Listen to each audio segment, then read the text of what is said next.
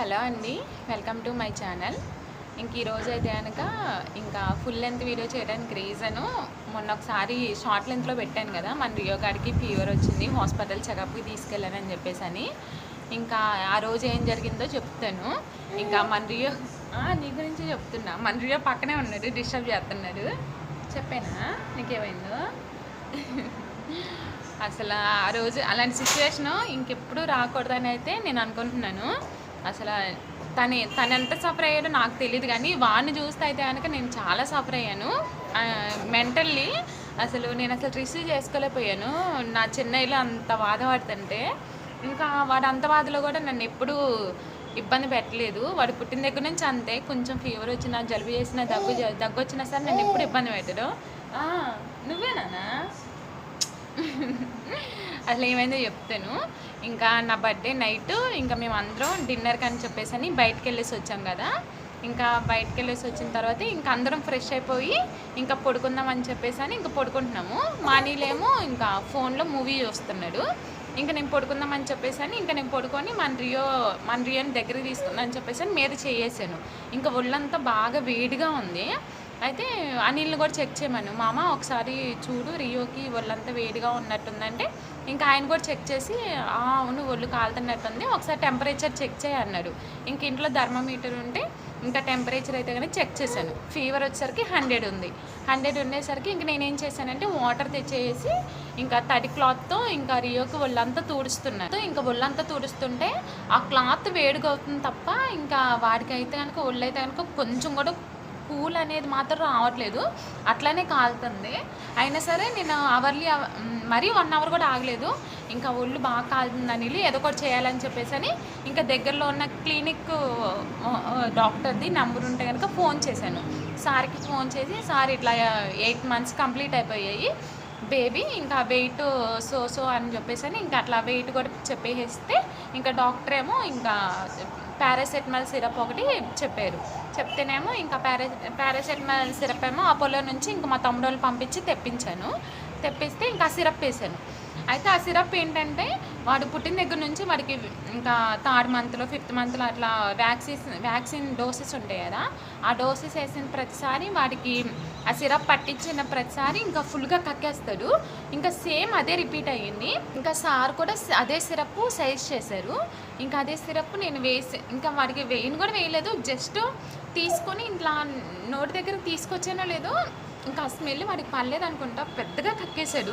వాడు వామిటింగ్స్ చేసిన ప్రతిసారి వాడు పుట్టిన దగ్గర నుంచి ఇంకా అట్లా వామిటింగ్స్ అనేవి ఉన్నాయి. ఇంకా డాక్టర్స్ చూపిస్తూనే ఉన్నాను. అప్పుడు ఏమన్నారంటే ఫీడింగ్ ఓవర్గా తీసుకోవటం వల్ల కక్కు ఉంటుంది అని చెప్పేసి అన్నారు. ఇంకా అందుకని అలా వాడి వామిటింగ్స్ చూసి ఇంకా అదే రోజు వాడు అంత వామిటింగ్ చేసినా సరే నాకు అంత ఏం అనిపించలేదు. ఇంకా కక్కాక కూడా ఇంకా నా ఒంటి మొత్తం మీద పడిపోయింది. అయినా సరే ఇంకా వాడు ఏం చేస్తున్నాడంటే ఇంకా టెంపరేచరు ఇంకా వాడు వామిటింగ్ అయిపోయిన తర్వాత ఇంకా పాపం చాలా నీరసం అయిపోయాడు, ఒంట్లో ఏం లేదు. ఇంకా ఇంత పెరుగన్నం తిన్నాడు, ఆ పెరుగన్నం కూడా కక్కేశాడు కదా. ఇంకప్పుడు ఇంకా మళ్ళీ ఇంకోసారి టెంపరేచర్ చెక్ చేస్తే ఆ టైంలో ఎంత ఉందంటే ఫీవరు 102 ఉంది. పాపం 102 వచ్చినప్పుడు వాడు ఏడవటం స్టార్ట్ చేశాడు. అప్పటి వరకు హాయిగా పడుకున్నాడు. నేను సిరప్ వేయటం కోసమే లేపాను. ఇంకా సిరప్ దగ్గరికి తీసుకొచ్చిన వెంటనే వాడు కక్కేశాడు. పిల్లలకి 1 year లోపు పిల్లలకి, ఇంకా 1 year కాదు 6 years బిలో ఉన్న పిల్లలకి ఏంటంటే ఫీవర్లో ఫిట్స్ వస్తాయని చెప్తారు కదా. ఇంకా నాకు వెంటనే అది గుర్తుకొచ్చేసింది. 102 ఫీవర్ ఉందంటే కనుక ఇంకా నాకు చాలా భయమే వేసింది. ఇంక ఇదంతా అవ్వదాన్ని ర్యాపిడో బుక్ చేయి మన హాస్పిటల్కి వెళ్ళిపోదామని చెప్పేసి వెంటనే ర్యాపిడో బుక్ చేసేసుకొని మా కజిన్ ఒక హాస్పిటల్లో చేసింది. అంటే ఇప్పుడు హాస్పిటల్ మానేసి వేరే హాస్పిటల్ చేసింది. అయినా కానీ ఇప్పుడు అక్కడ మానేసిన హాస్పిటల్లో మంచిగా చూస్తారని చెప్పేసి ఇంకా అక్కడ పంపించింది. ఇంకా వెంటనే మేము ర్యాపిడో బుక్ చేసుకొని నేను అమ్మ రియోని తీసుకొని ఆటోకి వెళ్ళిపోయాం. అనిలేమో బండి మీద మా వెనక వచ్చేసారు. వెంటనే సార్ కూడా వెంటనే మాకు అక్కడ అవైలబుల్గానే ఉన్నారు. చూపిస్తే ఇంకా సిరప్ ఇచ్చారు. సార్కి చెప్పాను, సార్ ఇట్లా పారాసెటమాల్ సిరప్ వేస్తే వాడికి కక్కేస్తున్నాడు, ఆ ఫ్లేవర్ తనకి నచ్చట్లేదు, వేరే ఫ్లేవర్ ఇవ్వండి అంటే ఇంకా సార్ అయితే కనుక వేరే సిరప్ రాసిచ్చారు. ఇంకా ఆ సిరప్ అయితే కనుక తీసుకున్నారు. ఆ సిరప్ తాగిన వెంటనే రియో కూడా తీసుకున్న ఒక 1/2 అవర్కి సెట్ అయిపోయి ఇంటికి వచ్చేసరికి 3 అయింది, midnight. 3 నుంచి మంచిగా సెట్ అయ్యాడు కదా. సెట్ అయిపోయిన తర్వాత 3 నుంచి ఎర్లీ మార్నింగ్ 6 వరకు ఫుల్గా ఆడుకున్నాడు. మంచిగా యాక్టివ్గా ఆడుకున్నాడు. కొంచెం నా దగ్గర ఫీడింగ్ తీసుకున్నాడు, మంచిగా ఆడుకున్నాడు. అట్లా అట్లా సౌండ్ చేసుకుంటే అట్లా ఆడుకున్నాడు. ఇంకా అమ్మయ్య తగ్గిపోయిందిలే నా చిన్నాయిలకి అని చెప్పేసి సరే ఇంకా పడుకుందాం అని చెప్పేసి ఇంకా రియోకి పాలిచ్చుకుంటా ఇంకా పడుకోబెట్టాను. వాడు కూడా పడుకున్నాడు. ఇంకా ఒక 2 hours పడుకుని ఉంటాము. ఎప్పుడు ఇంకా నైట్ అంతా నిద్ర లేదు కదా, ఇంకా ఎర్లీ మార్నింగ్ 6కి పడుకున్నాము. 6 to 8 వరకు పడుకున్నాము. మళ్ళీ ఇంకా ఒకసారి టెంపరేచర్ చెక్ చేద్దామని చూస్తేనేమో మళ్ళీ ఫీవర్ 100 ఉంది. 100 ఉండేసరికి అదేంటి నైటే కదా సెట్ అయిపోయి మళ్ళీ ఫీవర్ వచ్చేసింది ఏంటి అనిల్ అని చెప్పేసి ఇంకా మేమిద్దరం ఇంకా బాధపడిపోతున్నాం. ఎందుకంటే రియోకి చిన్న కోల్డ్ చేసిన కాఫ్ చేసినా సరే అసలు మేము తట్టుకోలేము. మళ్ళీ వెంటనే ఇంకా నేను కూడా బ్రష్ చేసేసి ఇంకా టిఫిన్ కానీ కొంచెం వాటర్ కూడా ఇంకా తీసుకోకుండా 8కి అట్లా రియో గారు చెన్నైలో తర్వాత ఆడుకుంటావా అమ్మ మనం ఆడుకోండి డిస్టర్బ్ చేస్తూనే ఉంటాడు రియో గారు. వాడికి తెలియదుగా పాపం, వాడికి తెలిసిన దానిలో ఒకటే ఆడవటం, ఆడుకోవటం, మమ్మీ దగ్గర ఫీడింగ్ తీసుకోవటం, మమ్మీని జుట్టు పీకటం. రియో గారు జుట్టు పీకటం వల్లే ఈ పంకులన్నీ ఇవన్నీ తెగిపోయాయి నా వెంట్రుకలు మొత్తం. అయితేనేమో ఇంకా మ్యాటర్కి వచ్చేస్తాను. ఇంకా వెంటనే బ్రష్ చేసేసి నేను అనిలు ఇంకా రెడీ అయిపోయి ఇంక రియోని తీసుకొని మళ్ళీ హాస్పిటల్కి వెళ్ళాము. ఇంకా హాస్పిటల్కి వెళ్ళామో లేదో హాస్పిటల్కి వెళ్ళిన వెంటనే వాడికి టెంపరేచర్ చెక్ చేస్తే మళ్ళీ 1 or 2 ఉంది ఫీవరు. ఇంకా సార్ అన్నారు ఫీవర్ కొంచెం ఎక్కువగా ఉందమ్మా, జస్టిన్ టాబ్లెట్ పెడతాను, అది కొంచెం ఎనస్లో పెడతారు పిల్లలకి అనేసరికి ఓకే సార్ అన్న. సార్ అలా చెప్పగానే ఇంకా నేను ఇంకా ఏడుపు.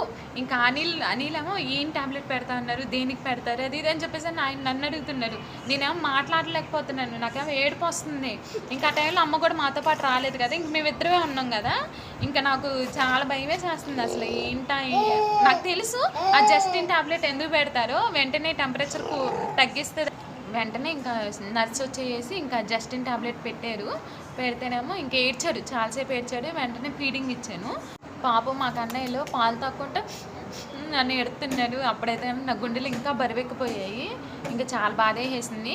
ఇంకా ఏమనుకున్నానంటే సార్ ఇట్లా ఫీవర్ వస్తుంది కదా అంటే మన రియో బండి ఆడుతున్నారు కదా, ఇంకెంత ఇంటికి 2 times మాకు పెట్టినా సరే వాడు ఏదో ఒకటి నోట్లో పెట్టుకోవటం, అలా బ్యాక్టీరియా అనేది వాళ్ళకి ఎలా అయినా సరే లోపలికి వెళ్తూనే ఉంటుంది కదా. ఇంకా దాని గురించి ఇంక భయం వేసి సార్ సిఆర్పి ఒకసారి చెక్ చేసుకుందాం అని చెప్పేసి బ్లడ్ ఇన్ఫెక్షన్ టెస్ట్ ఒకసారి చెక్ చేస్తాను, దానివల్ల కూడా ఫీవర్ వచ్చే ఛాన్సెస్ ఉంటాయి కదా, ఈ స్టేజ్లో వచ్చే ఛాన్సెస్ ఉంటాయి కదా, ఎందుకని మంచిదని చెప్తే ఓకే అమ్మ అని చెప్పేసి సార్ అయితే కనుక సిఆర్పి టెస్ట్ చేపిద్దాం అని చెప్పేసి అన్నారు. అప్పుడు టాస్క్ మొదలైంది. అమ్మో